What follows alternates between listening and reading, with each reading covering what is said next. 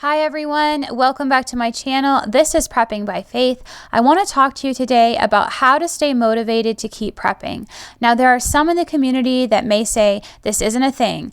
We shouldn't need to stay motivated if we are a true prepper. So much gets slung around about whether someone is a fake prepper, a doomsday prepper, or a prepper at all. First of all, let me say this. There is no such thing as a fake prepper. We all prep to some degree in our lives, and everyone is on a different timeline. And there are things that some of us may prioritize prepping for over others, but we are all preppers. I don't want anyone who is just starting out to feel like they aren't a prepper because they only have 2 weeks of supplies put back right now. We all started someplace. It's just like we as content creators all had to start out with 0 subs. Just because you've gotten larger, never forget where you came from, and always remember that just because someone is small now, it doesn't mean they're going to stay there. We need to have respect for each other, and we need to always do our best to encourage one another to keep going. So for me, I feel like there are 5 main things I want to emphasize in this video to help keep you motivated when it comes to prepping. The first one, and I feel like it's the most important, is to keep your priorities straight. Everything we do should have a list of prioritization in our lives because there are only so many hours in a day. For me, it is God first, then family, and then all other things I need to accomplish. Those other tasks also need to be set up in order of importance. So obviously, taking care of things that your family needs and performing your tasks to the best of your ability at your place of employment should take priority before prepping. If you don't have any money coming in, it is a lot more difficult to prep. I'm not saying it's impossible, but it is a lot more challenging. You need to make prepping a priority because we make time for all things that are important. So carving out some time for it during the week is something you should do, but I don't think you should let it consume your life either. That's one of the things I wanted to mention here again. If you missed my video on finding balance with prepping, I will link it in the description box for you. We shouldn't let anything consume us, and finding balance in everything we do is important, which leads me to point number 2. You should allow yourself some downtime from prepping. Even if you allow yourself just 1 day a week to unplug and step away from everything and go back to enjoying life, then take the time to do that. It is important for your spiritual well-being as well as your mental state of being. It is also a good thing to let your family and friends know that they are still an important part of your life by spending some time with them. We aren't going to get another chance at life after we leave this world, so make the memories now and enjoy your time here. This is going to be very important to keep you motivated with prepping. The third thing I wanted to mention, which I think is also very important, is to remember why you started prepping in the first place.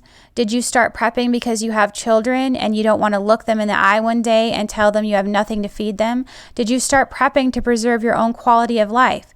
Did you start prepping because you felt like it was the intelligent thing to do because of the state this world is in? Remember every reason you started prepping. Write it down if you have to, in order to help you jog your memory every time you begin to get worn out or tired of putting up your 100th bag of rice or pasta. Remembering why you started is one of the best ways to keep yourself motivated with anything you do. It's the same thing with our careers. What was the driving factor? Did you start your career to make a bunch of money? Or did you start it because you wanted to make a difference in your field and you wanted to help people in some way? The other thing I wanted to bring up is that every time you start getting worn out with prepping, take a look at what's happening globally.